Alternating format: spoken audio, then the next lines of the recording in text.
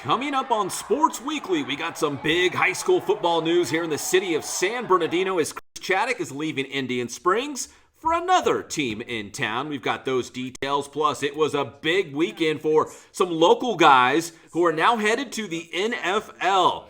Congratulations to a trio of San Bernardino players. We'll have that update. Plus, we're going to hit the track for the Citrus Belt League Finals at Yucaipa High School. It was a big day for the Cajon track and field team.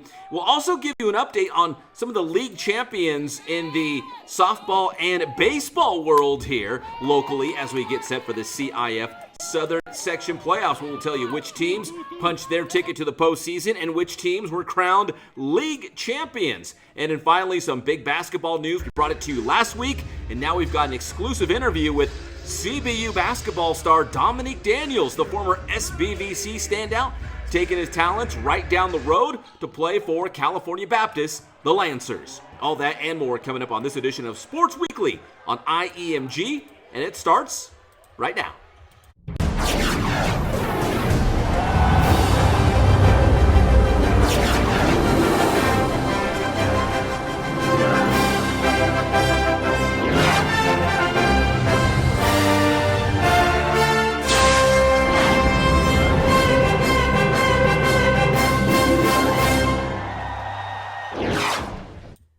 And what is up, everybody? Welcome to Sports Weekly on IEMG. I'm your host, Pep Fernandez. We appreciate you tuning in to this show. And make sure you subscribe to the IE Media Group YouTube channel. We got some great stuff on deck for you right here at IEMG. In this segment, let's start with some track and field. It's that time of the year where we have reached the postseason, and we've got some local athletes really in the hunt for not only CIF titles, but maybe even state championships when it's all said and done. Let's take you out to Yucaipa High School, the Citrus Belt League Finals. And we pick things up in the boys' 100 meters. Cajon's Jaquan Smith, one of the fastest guys around, clocks in at 10:48. Redlands' Julian Scarborough finished at 10.9 for second place, and Cajon's Keith Cutledge comes in third with a 10.95. Smith also won the boys' 200 meters. Cutledge won the boys' long jump, so a big day for those two guys from Cajon High School.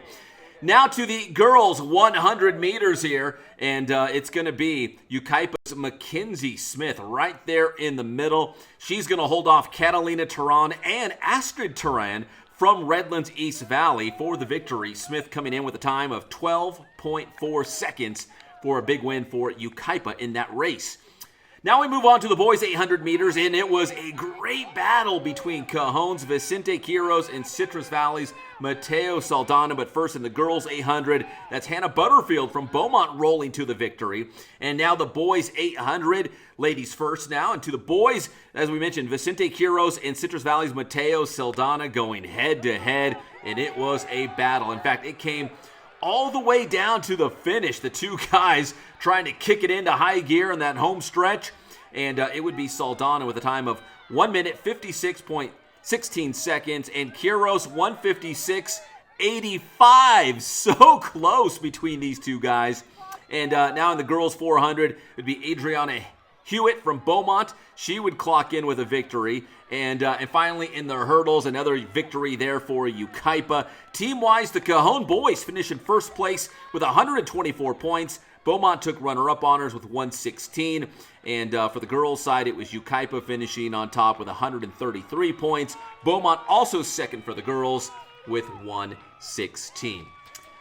All right, so that's the Citrus Belt Track and Field League Finals. And now we go to some baseball and softball. An update here as we get set for the CIF Southern Section Playoffs. Let's start, we just had the CBL Track and Field League Finals. Citrus Belt League Softball, and it would be Beaumont winning on the road at Cajon, and that would clinch the outright CBL championship for Beaumont.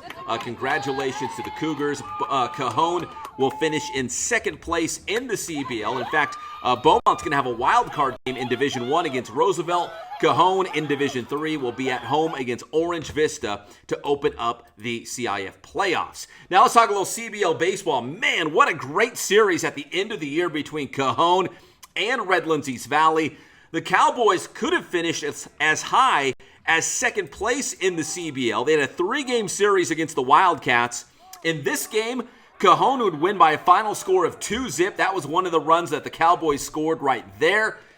But overall, in the 3-game series, Redlands East Valley would take 2 out of 3. So, what that all means is Yucaipa is your CBL champion, and we knew that going into the final week of the season. But Rev will finish in second place, and Cajon and Citrus Valley would finish tied for third with an 8-7 record in CBL play. So as we record the show, still waiting to see if Cajon will officially make the CIF playoffs, but they are right there on the cusp. But we will find out shortly as Rev takes 2 out of 3 against Cajon in that series. So that's CBL.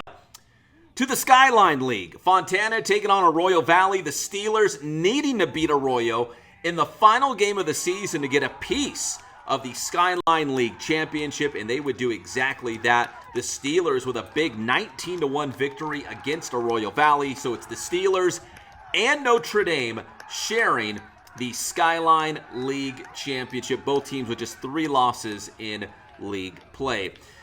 And finally, in this segment, a quick shout out to the Aquinas girls beach volleyball team.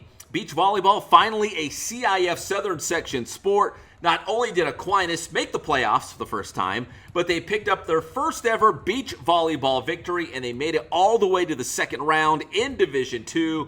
But what a great run for Aquinas, fielding their first ever girls beach volleyball squad.